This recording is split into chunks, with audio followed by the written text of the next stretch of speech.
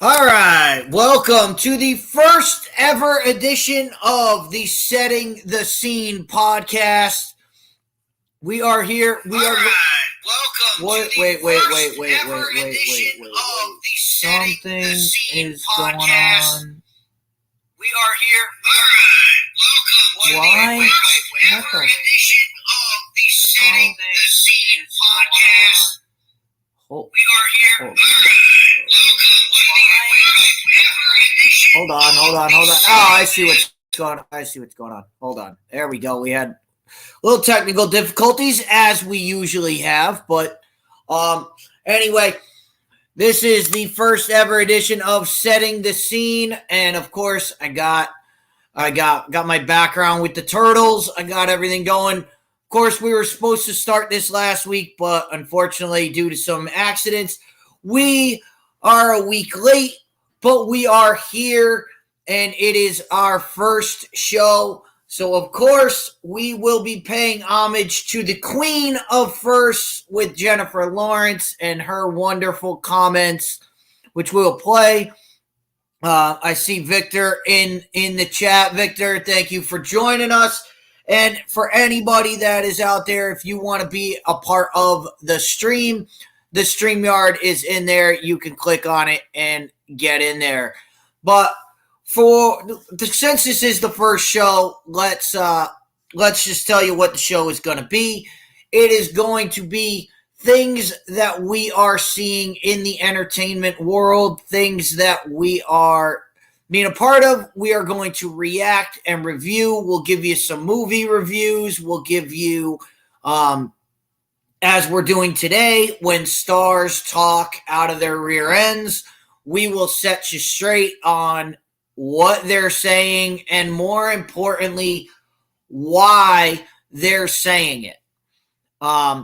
So we've got that, and we got Victor joining us. So let's bring him onto the stream. So we've got that, and we got Victor joining us. So let's how's it going? Victor, what's going on, buddy? Not much. How you doing? I'm doing all right. We got Strawberry with us, and we got Brown with us. So, we're doing all right. You might want to turn down. You might want to turn down because I'm getting feedback. Let me fix this right quick. Okay. So I should only have one set on. So let me see if I pause that. Can you still hear me? Yep, I can hear you. Are you still hearing feedback? Yep, I'm still hearing yours. That should not be happening. So I'm going through my speaker right now. But do you have this up on YouTube? No. Let me turn YouTube completely off. I shouldn't have it on because it was paused. Is it still going through? You're still coming through. I'm still coming through. Hold on. Let me try one thing. Okay. Let's try this. Hold on 1 second. All right. So, yep, I know exact. So yeah, it's me coming through your light into back into the computer. Gotcha. Cause I'm on my phone right now. You're on your phone. Yep. And think of how, because usually when you go through StreamYard, you don't have, you just have to have the StreamYard open. Right, which is what I have on now. All right.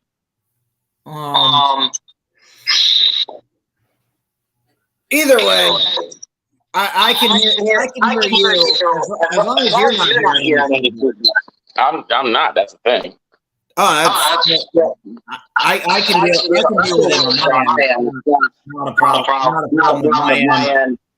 So, but Victor, have you? I want to know. Have you heard of what Jennifer Lawrence said? I didn't. Okay, and this is perfect because I want to get initial reaction. Okay. And for that, I have to share my screen here. All right. And bring the video up. And before I share the video, I do have to say, for the video that I found, I searched for a lot of videos. A lot of them are clips. A lot of them are not the full version. So the version that I found comes from a very prominent YouTuber, and there are three reasons why I picked this video. Okay. One, it has the full context so we can react to it. And two, because of the stupidity that's coming out in this video, it's just nice to have Anna's picture. Having Anna's picture out, it allows you to get through the video. So let me share my screen, and I have to make sure I share the right tab. And here it is. So there that. And here we go. And I have to. There we go. So can you see the screen on your end? Yes, I can. All right. So I'm going to play this. Now, this is a video. This is Jennifer Lawrence being interviewed by Viola Davis. Oh, Lord. And I just want everybody to. First, we're gonna play this multiple times because we're gonna break it down. But I want you to just listen to what Jennifer Lawrence has to say. Okay. All right. So here's Jennifer Lawrence talking about being the first ever female action star. Now let's go. I remember when I was doing Hunger Games, nobody had ever put a woman in the lead of an action movie because it wouldn't work. We were told girls and boys can both identify with a male lead. Boys cannot identify with a female lead, and it just makes me so happy every single. I mean, like Linda Hamilton like that. What's that? So we're just gonna go ahead and disrespect Linda Hamilton like that? Exactly. You can bring up all the comments. I mean, Sarah Connor, Ripley. You go back to Sigourney Weaver. We're gonna disrespect her like that. What she said is just absolutely stupid. But the bigger problem, and I want to play it again, and listen to Viola Davis' response. Okay.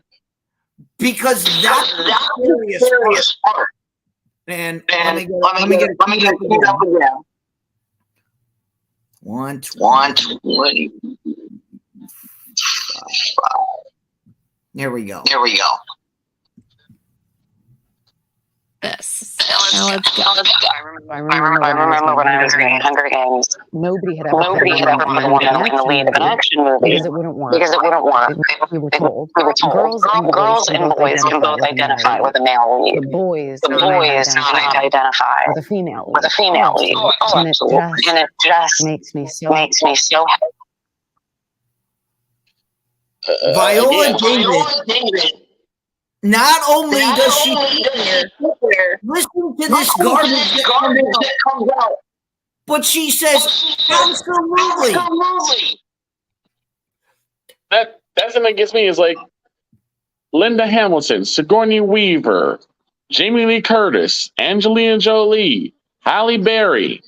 All these women were in action movies well before the Hunger Games. Well before Katniss Everdeen ever came into. I mean, you're talking the 90s. You had a female protagonist, and oh my god!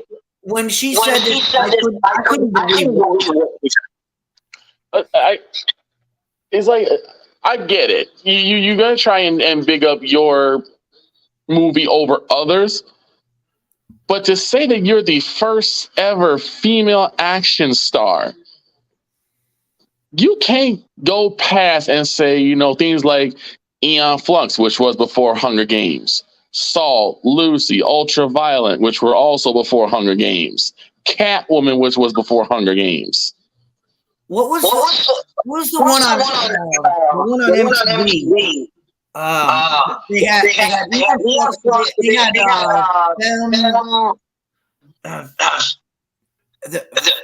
Femme Fatale or something like that. I think it was Femme Fatale. But I'm just... I know, Rob. It's echoing. We're trying to figure it out. We're just playing with it. It's the foolishness of that whole statement. I don't get it.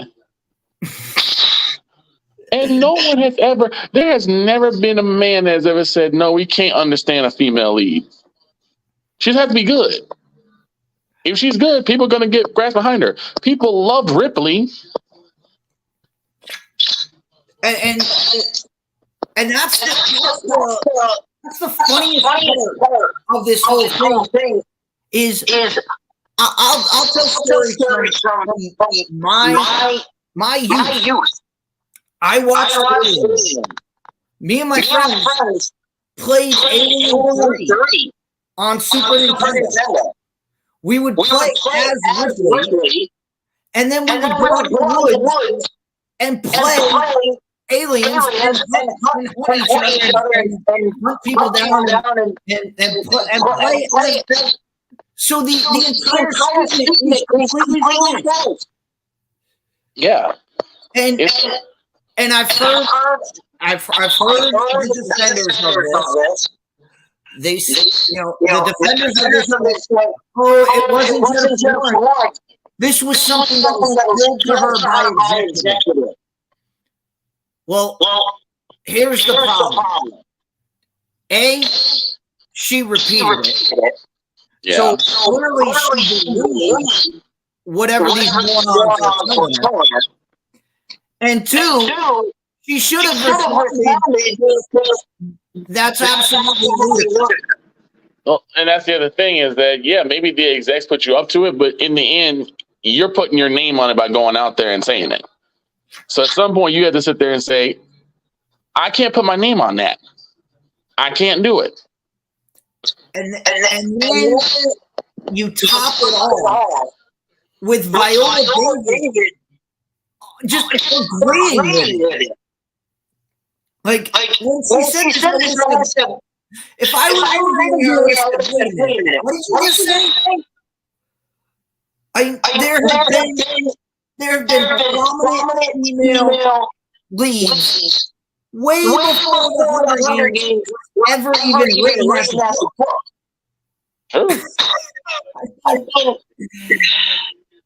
It's absolutely. It's incredibly insulting to so many of the actresses that came before her. Like I just gave a couple, Linda Hamilton from the Terminator series. Linda Hamilton. I mean, we talked about Sigourney Weaver. We talked about Gina Davis. Early on, I grew up in the 90s with Xena Warrior. You're telling me Lucy Lawless wasn't a leading star? Lucy Lawless. What are we doing here? Lucy Liu. Yeah, Lucy Liu from the Charlie's Angels. Lucy Liu. Exactly. Uma Thurman. You can put all of those. You can put all of those up there. Drew Barrymore. I'm trying to think. Cameron Diaz, I believe. Yes, Cameron Diaz. They were all female-led movies. And they Tomb Raider. It's just absolutely. It's like what constitutes an action movie and what constitutes a female-led action movie? What constitutes a female action star? That's what I would like. I'd like to know where she came up with this stuff. Because, like you just said, Uma Thurman in Kill Bill. Yes. Kill Bill Volume 1 and Volume 2. I mean, you have Pam Grier in the Tarantino movie. You have Selma Hayek in the movies with Harris. Mm-hmm. There are so many female characters that are in fantasy movies.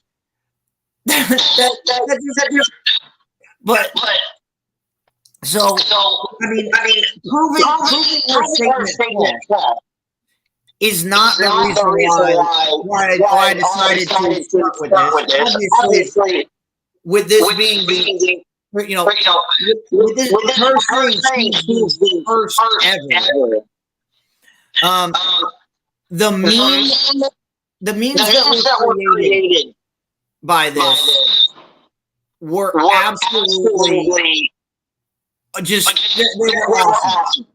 If you go into any chat now, any comment section of a trailer now, mm-hmm. if you go in there, and this happened just this Saturday on James Theory's chat, we were talking about Cleopatra, and one of the comments, the first comment was Jennifer Lawrence was the first ever pharaoh. You see it on every single one. Jennifer Lawrence was the first female superhero. Jennifer Lawrence was the first It doesn't stop, and it's never going to stop. She opened the floodgate. And so when coming up with the concept for this show, being that it was our first episode, well, we have to pay homage to the first podcaster ever. Apparently, apparently so. Like I said, apparently so. We're going to forget that there were action movies with female leads before what, 2015, 2014? Whenever Hunger Games came out. And is Hunger Games really considered an action movie? That I would say it is. I would say Katniss Everdeen. To me, it's more of a drama with action sprinkled in, not necessarily like a full-on action movie. But that's just me. Yeah. I wouldn't disagree. I wouldn't disagree with you there. I just like I said, this comment, it just when she said it a few months ago, and I just when she first said it, I was dumbfounded, and then you've seen the memes blow up. I mean, every time somebody talks about something, this is the comment they use. Right. So yeah. That's something we're seeing, and that's what we're going to do. is we're gonna play and we're gonna talk about what they said and why they said it. And it's like Victor said, she's trying to promote whatever she's doing, but it just backfired. It just backfired badly. It backfired heavily because it's like how in 2016 when Ghostbusters came out, they were like, "This is the first time we ever had, female Ghostbusters." I'm like, no, it isn't. Janine Melnitz was a female Ghostbuster. She just wasn't in the show. Kylie Griffin was in the cartoon, and she was a female Ghostbuster. That's what I'm saying. In the cartoon, they had female Ghostbusters. Yeah, female Ghostbusters have been a staple. Now, there haven't been many, but no, there haven't been more before that. So it's like, why are we continuously trying to rewrite history? Why are we trying to continuously rewrite what has already been done or trying to revamp it to make it seem like, oh, we did it better because we did this? No, it's the same thing. And that's the biggest problem. And it is the rewriting of history. That's what these people are trying to do. They're trying to rewrite female characters. They want us to believe that all females are better than every male character. They want us to believe that all female characters are warriors when they're not. They want us to believe. They want us to believe that if you watch the power, which. They want us to believe that Galadriel was a warrior. No, she wasn't. She used her feminine charm to be as great as she was. Right. But they want to rewrite the character so that we can believe in something. You have Jennifer Lawrence sitting across from David, who was in the Woman King. You're right. Exactly. And if we watch the Woman King, it totally glossed over the fact that she was selling her own people into slavery. But it's supposed to be fighting against slavery. I was just going to say that's another rewriting of history. Another movie that was another rewriting of history. Because real stuff. But they're both pushing an agenda. And the thing is, Viola Davis is not going to call her out on it because she's part of that agenda. And since Jennifer Lawrence is promoting it, she's not going to say anything. She's not going to push back on it. It would take someone who is not part of the agenda who is going to say, yeah, no, that's not true. Yeah. Or just even say, wait, can you explain that further? Because it's for her to believe it where it was. I mean, we've already proven it with multiple characters. Yep. We've already proven that you can't say anything and not expect blowback. Well, yeah, it's like I almost forgot one. The Underworld series, which has a lead. Mila Jovovich. Is like I don't know if they didn't expect people to research, or people just were just big Hunger Games fans, so they weren't going to say anything. But anyone who has a phone, who has a computer, can look back and say, movies with female leads, action movies with female leads, and you would have had a plethora of the ones we've already discussed. Yeah, you got the Resident Evil game. Resident Evil. You had Lara Croft. Tomb Raider. You had Tomb Raider. Already in there. And you could go back to the 1980s. Metroid. Metroid was a female-led video game. So it's not even. It's the whole genre. The whole genre. We have everything. We have video games. We have television shows. We have movies. I mean, even though she wasn't necessarily the lead character, April O'Neil. April O'Neil. Amazing female lead. You see my background. Right here. You know I'm coming for April O'Neil in a future episode. With what Seth Rogen is trying to do. Yeah. And on that note, July 28th, I will be meeting the original April O'Neil. Will be at Comic-Con here in Connecticut. So that sounds great. We'll definitely have pictures. We'll definitely get her thoughts on what's going on with the new April O'Neil. Speaking of which, I got a question. I think it's a question that I think you probably have an answer to more than me. Does it seem to be that they take a lot of really very, very profound female characters and just change them for the sake of changing them? I mean, April O'Neil, always been a statuesque, athletic redhead because she's an investigative reporter. And now she's a short, fat girl? A short, fat, frumpy lesbian. Okay. None of these characteristics describe April O'Neil.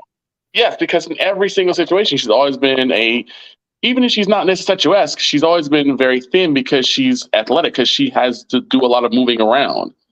Okay, even when she was a teen in one of the other Teenage Mutant Ninja Turtles adaptations.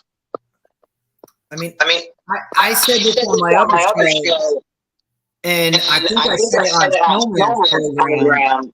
Mm-hmm. I never thought I would hold up Megan Fox as a beacon of April O'Neil.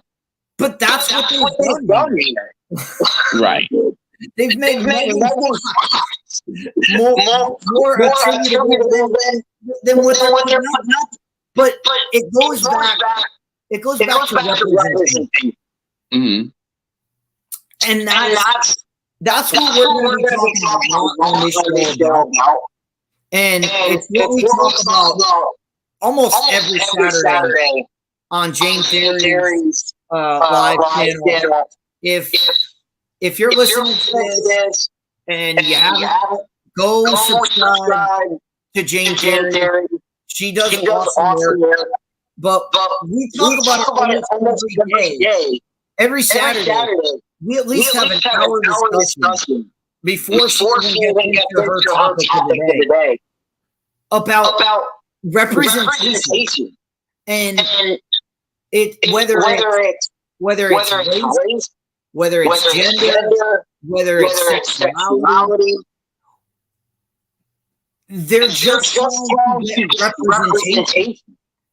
And they're not even worried about what representation looks like. Right. If you think this is a positive image of April O'Neil, I don't know what to tell you. I haven't seen one person that's like, this is great. Well, I mean, let's also take someone else who we also had to, roast on the fire on Snowman in the Morning, Velma. Velma, who has always been, and I'm not going to talk much about, physical, but just the fact that she was always smart and always kind and always wanting to help out everyone else, not selfish, not trying to only find angles for herself to make herself feel better. So it's like, why did Velma have to change? Why did April have to change? Why do these people have to change to fit what you said? Representation. what does representation have to do with it? If the storyline and the character sucks, the reputation is irrelevant because the character sucks. I mean, Velma is a masterclass. It's a masterclass in how not to do an ID. I mean, Velma, they took Velma from, like you said, yes, she was smart, and she was thoughtful, she was caring, she was always trying to help, and they took her and made her just insufferable. There's no other way to put it.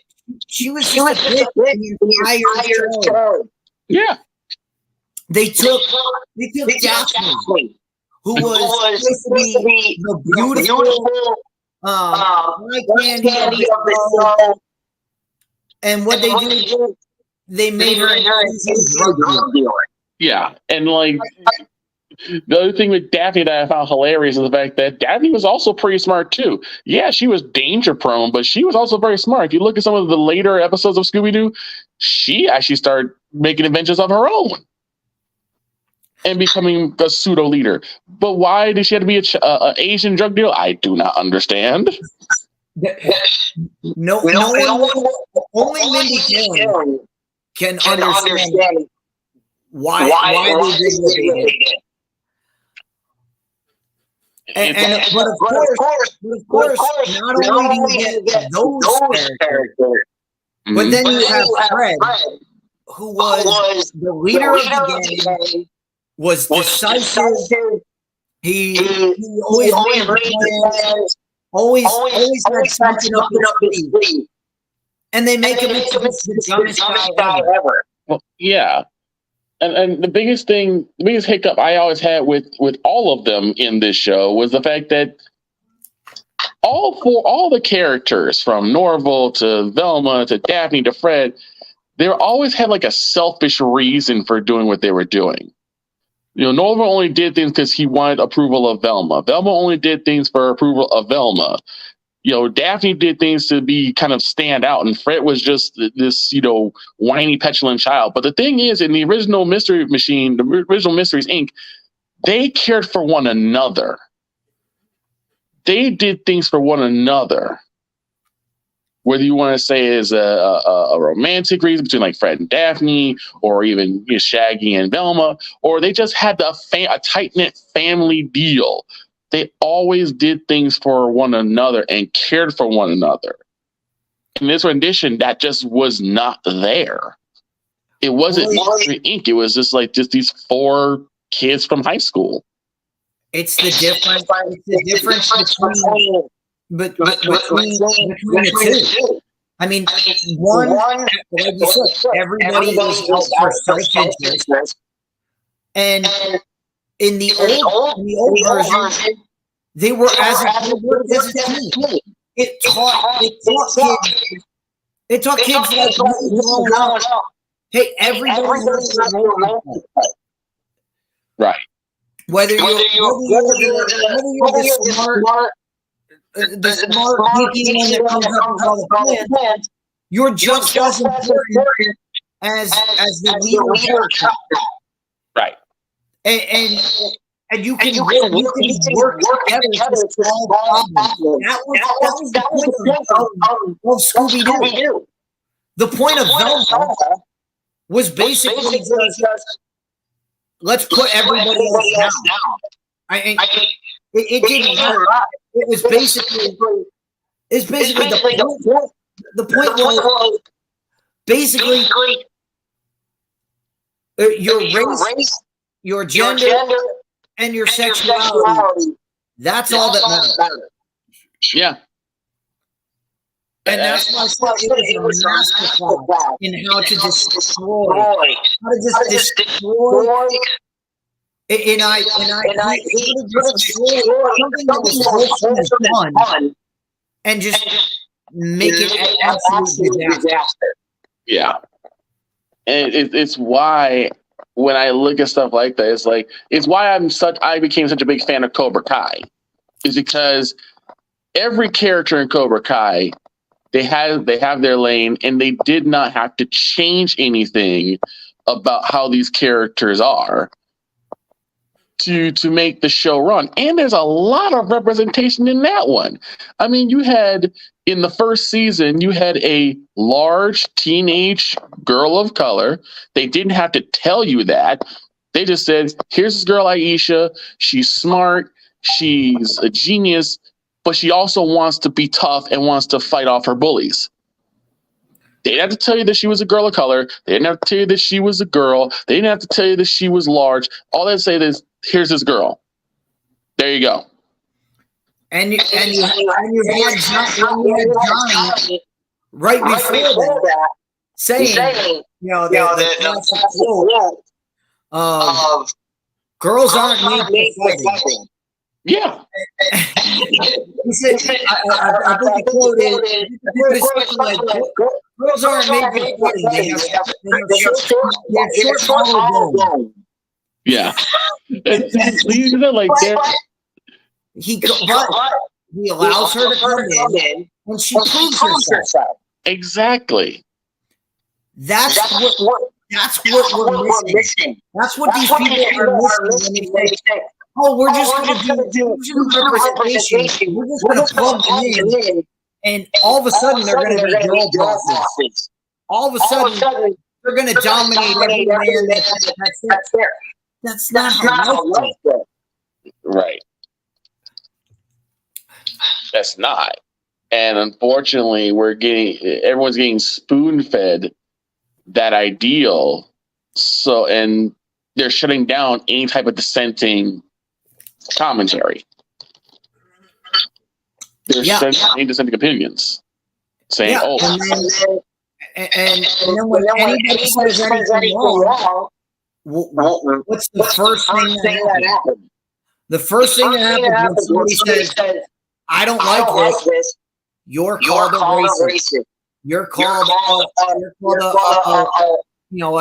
phobe.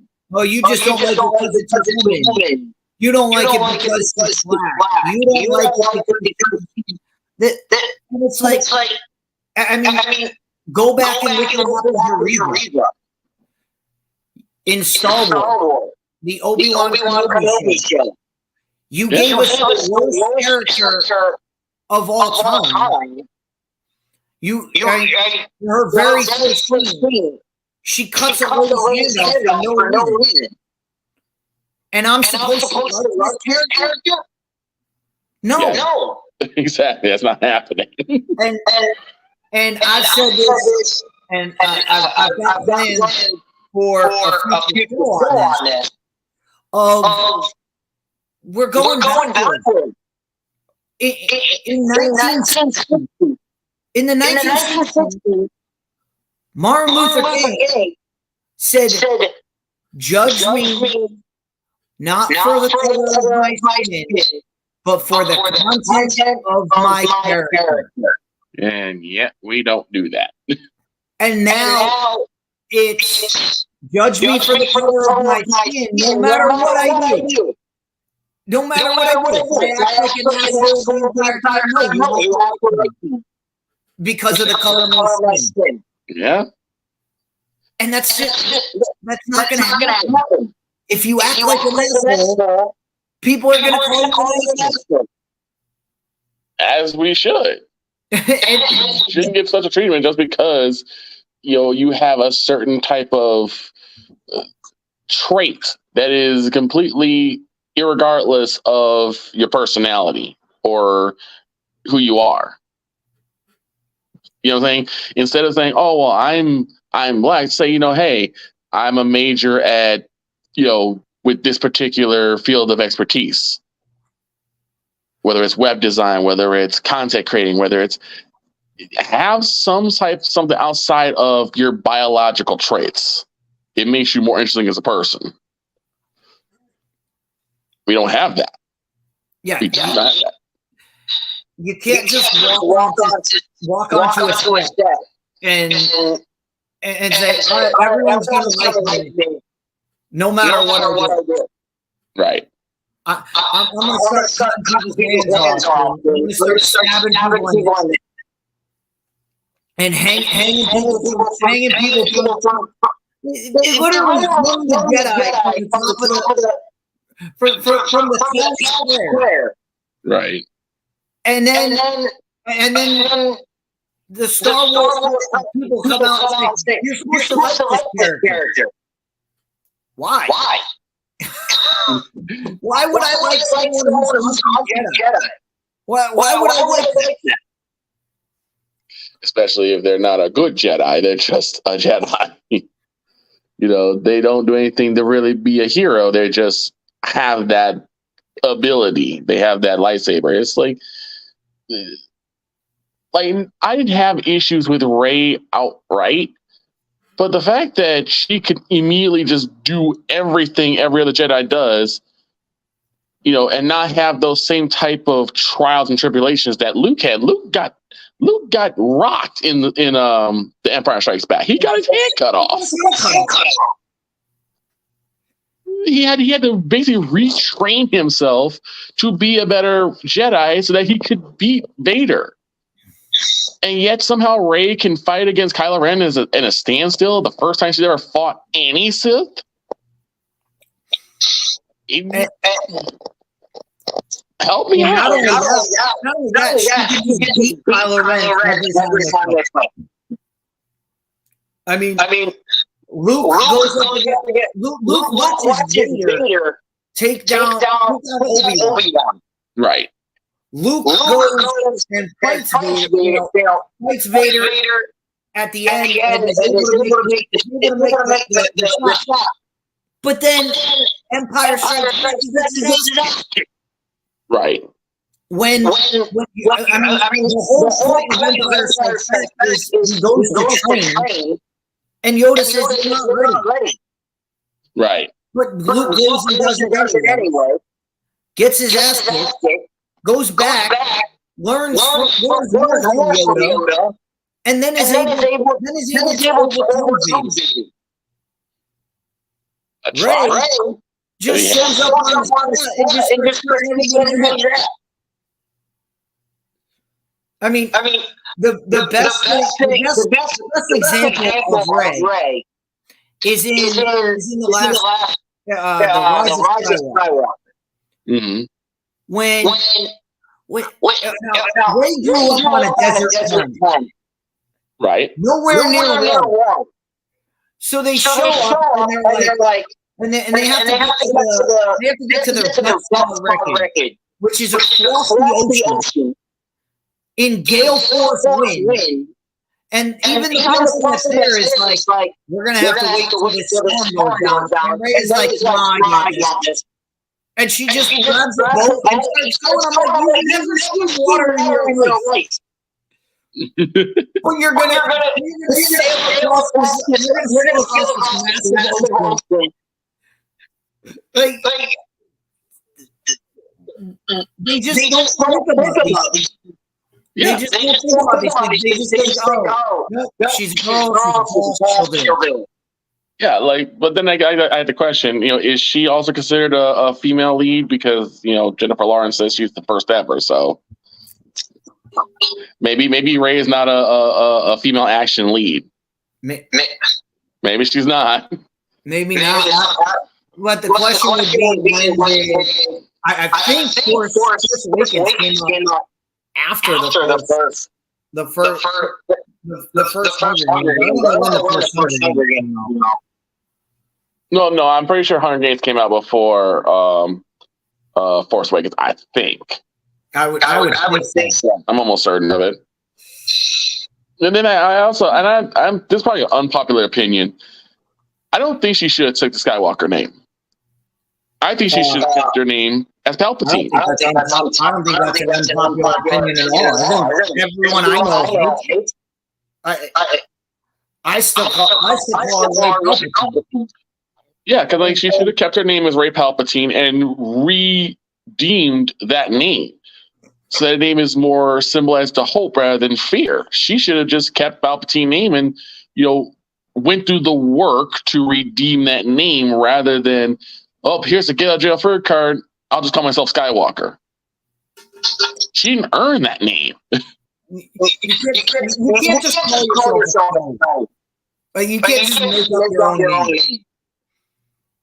It's like she just stole a name. She said, "I can," because I'm the main character. It's because she's Rey. She can do whatever she wants. It's like she was averting hard work. Was what really kind of turned me away from her. Was it seemed like she was always like averting hard work. She was always avoiding hard work. Yeah.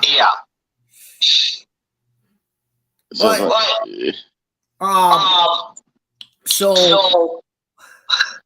I said, it's not about what Jennifer Lawrence said. What she said is just factually inaccurate.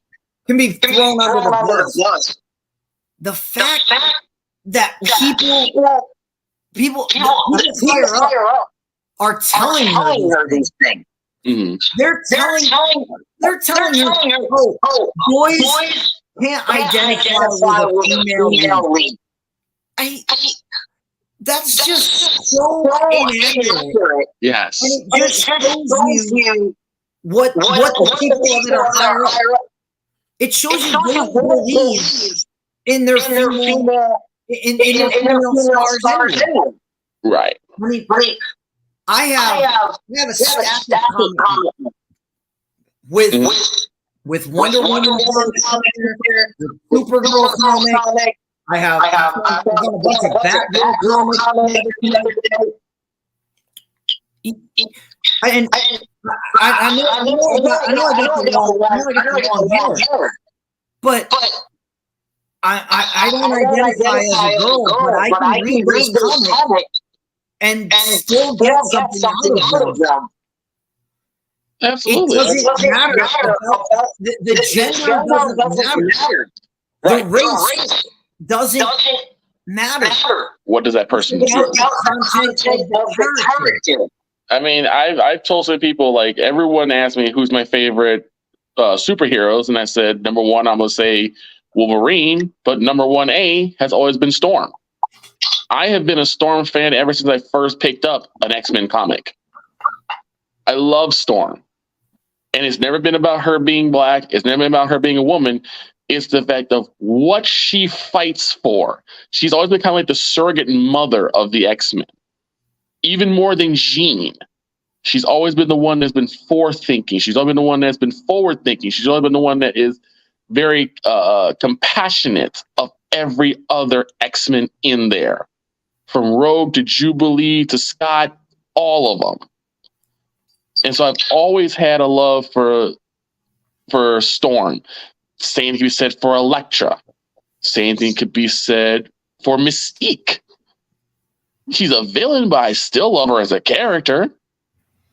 And they're all female, and I can all understand it and identify with them. Maybe I'm not a female, but I can understand and identify with them. So it has nothing to do with me being a man and them being women. I can identify with them just fine because I understand their motives and why they do what they do. That's what you love. The comments from the ex Marvel associate Victoria Alonso, who famously said, "I don't know why we call them the X-Men when there's women involved. Shut up." Because no one. I'll tell you my favorite X-Men character. I go back to the cartoon. Mm-hmm. My favorite character in the cartoon was Rogue. Yeah. It had nothing to do with it had to do with she was powerful and she could heal people's powers. She had to use her powers so tactically. Yeah. I just love that character. And when I go back to watch X-Men 94, her character and her character was so devastating. And it was cool to see her in the first X-Men movie. It was about Rogue. And I thought that was so cool. Yeah. And that's why I love like the likes of Storm and like her interaction with Wolverine, her interactions with the other X-Men. It was always something that was of that nurturing side of her, and it just made me really like her a lot, because even though it was that mother, it was always like she was like a mother bear. You know, you come to my cubs, I will bring down heavily vengeance against you, you know? Yeah, but to sit there and say, oh, boys can't identify with a girl, that's a you problem. That's you not fleshing out your character. If you write the girl character with traits that we can get behind, and that doesn't mean I mean going back, just using more examples, Masters of the Universe, where they made Sheila just this absolutely jacked. She looks like someone I've never seen before in my life. Mm-hmm. I can't get behind it. And then you throw on top of it, act like an asshole. Right. And I was like, you're right. I don't identify with this character because she's just a completely someone I don't want to be. We go as far as Batwoman from the CW. I mean, my God, if you want to talk about dropping the ball, I remember I used to actually read some of the Batwoman comics back in the day. And Kate Kane in the comics is nothing like how she was portrayed in the show. She wouldn't just go up there and say, yeah, I'm going to take this suit that Batman created and made it into a household name just because I want to. Just because I want to do this, even though people told me this is not a good idea. Oh, no. It wasn't because she wanted to. Remember, the bat suit was perfect. Yeah. No, it will be. When it fits a woman. Yeah. One of the most mean comments in the history of television. I always look back to one of the episodes where she says, I'm not going to let a man take credit for a woman's work. So she just wanted the accolades. She got mad because people thought that, you know, she was Batman. But that's because Batman has paved the way for Batman. He put in the work. And then go back to The Dark Knight when Gordon says, look, I never got a chance to thank you. What does Batman say? And you'll never have to. He does it to help others because it's the right thing to do, rather than doing it so people can, you know, parade him as a superhero. Yeah. I mean, I could do essays on the end of Dark Knight. I mean, when the kid is like, why do we chase him?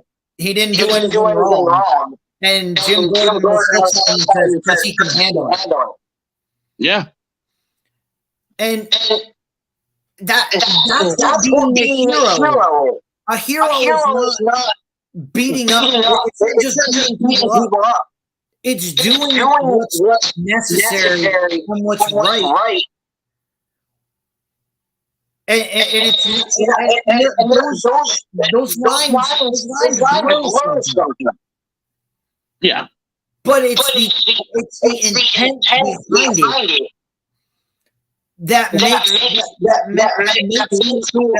go one way or the other. If somebody's doing like Sheila, the reason she does all the stuff that she does is for personal growth. Those are things that villains do. Then you have somebody like Batman who's trying to do the good of Gotham. Right. He's not doing it for personal fame. He's not doing it So that he can get all the credit. He's doing it because it's the right thing to do. And that's what makes you gravitate to something like that. Like if Kate Kane was doing the same thing, even if she said, yeah, I want to take on the Batman mantle and all that, but if she's doing it to save other people because it's the right thing to do, you can get behind that. You can get behind that. But when you sit there and say you want the fame, you want the glory, you don't want a man to take credit for a woman's work, no one asked you to take that work on. You chose that. No one asked you to take on the mantle. You didn't earn it. And that's a problem when you see a lot of these characters. And the thing is, people like Batwoman and even Katniss, there are exceptions to the rule. They're not the rule. The rule is really like likes of Wonder Woman, Storm, Rogue, Batgirl, Supergirl. You know, the ones who do this because they know it's the right thing to do and because they have the power to do something that others can't. That's why they do what they do. But it also comes down to showing us multiple sides of the character.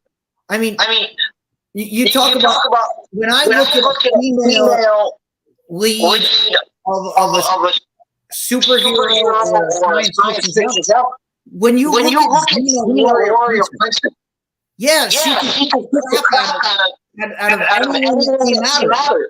She beat the crap out of Hercules. Yeah. She beat the crap out of Kevin Sorbo. Yeah. But then in the next scene, you could see her and Gabrielle and see Xena give her, motherly advice and treating her the right way. Exactly. And so she wasn't just a girl the entire time. Gabrielle would yell at her and be like, "You're doing this wrong." And you would see that Xena would learn from it and her character arc. Right. And that's what we're not getting. It's nope. This the monster She-Hulk. I'm better than everyone. I'm better than anyone. No one can stop me. That's why you're so because you didn't grow at all. Yeah. I'll tell you this, I almost got one. G.I. Jane. G.I. Jane, based off actual events of a woman who had to basically get rid of her femininity so that she could show she had enough guts and enough bravery and enough toughness to take on the Navy SEAL training, which was at that time considered the most strenuous, painful training out there. And she did it. And she had to go through those trials and tribulations.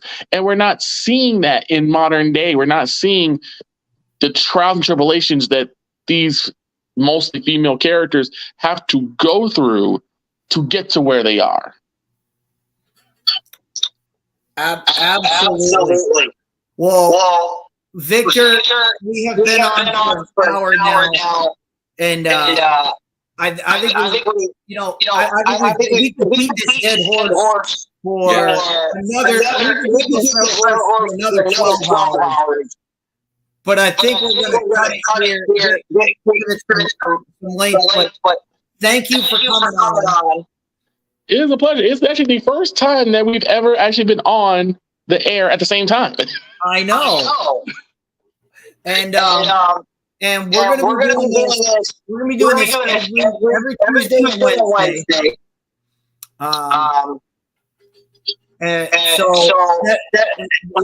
what's setting the scene. It's going to be just open discussion like this, where you something pick a topic, and just lay it all out. Hey, I'm down for that.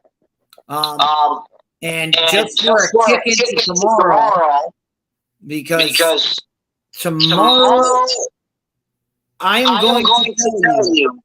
Well, we all know Black Panther was a roaring success. It was probably the most successful movie that the Marvel has ever done. Right. However, the reaction to it signaled the death of the MCU. So I will break all of that down tomorrow. Tomorrow is Black Panther Day. And it'll be fun to get to that. But Victor, thank you for coming on. My And pleasure. we'll see you tomorrow. And, depending on what time we go, if you're around, you're always welcome to come on. I appreciate it, man. I absolutely appreciate it. All right, man. Thank you. Thank you. Take care. Yeah. All right. So thank you to Victor for coming on and jumping on and giving his thoughts on everything. And that's what this show is. That's what this show is about. It's about anybody. We're gonna do this every time. We're gonna put the live stream in the chat. If you want to come on, by all means come on. And I don't care if it makes my mic echo. I don't care what it does to the show. We are here for you guys to talk. That's what Fifth Down Studios is all about. That's what this new show is. And like I said, tomorrow we'll be breaking down the MCU and we'll get to all of that. But before I go, I want to play this one more time so that everybody can get a good listen in here. And we're going to go full screen with it. And I've got to let me put it right back to where, and again, for any of the clips that I use, I just grab clips from people that I know, people that I love. If you're out there, subscribe to Anna, that Star Wars girl. Great content that she has. But I just thought this was the best of the clips. So let's. I remember when I was doing Hunger Games, nobody had ever. Oh. What a world. No.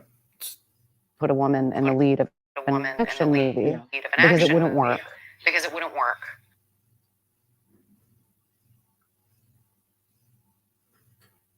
We were told Girls and boys can both identify female but boys lead. cannot Absolutely. identify And it just with a female lead. Oh, absolutely. And it just What really gets me about that clip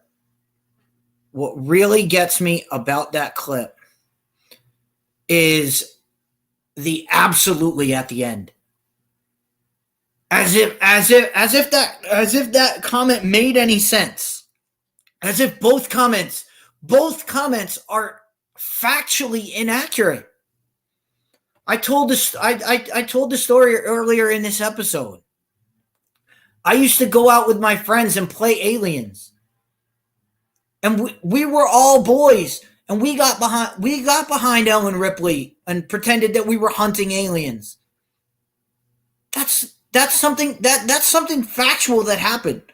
So boys can identify with a female if you give us the traits that we can get behind. The hunting, the gathering, but it's more than just seeing what the character is. And I said this, and we're definitely going to do this later on because it's what's missing. What's missing in this realm, what's missing in this era is the content of character. It's the character development that we need to get behind. It's not about representation. It's not about skin color. It's not about gender. It's not about your sexuality. It's about, can I get behind the character? Can I respect the character of that of what I'm seeing. That's what we get behind. And for that, that's what we've seen. That's what we got. As I said, every week, every Tuesday and Wednesday, we will be setting a new scene and getting it done. You've seen how it's going to go. I'm pretty excited that I'm learning how to do some new stuff. So to all of that, if you have any thoughts, dump it down in the comment section. We'll get to it. We'll address all of your issues, anything that you got going on. But anything you want us to review, anything you want to drop us a hint, we'll definitely take a look at it.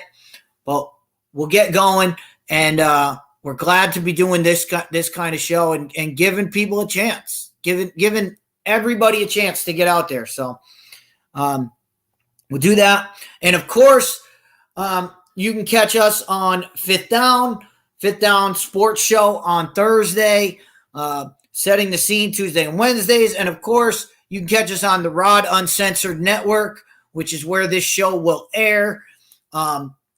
So any of our streaming sites, leave a comment, leave us something, and we will address everything as we go. So that being said, we're going to get out of here, and we'll see y'all tomorrow for some MCU breakdown. Nope, I can't do that yet. I have to end the broadcast.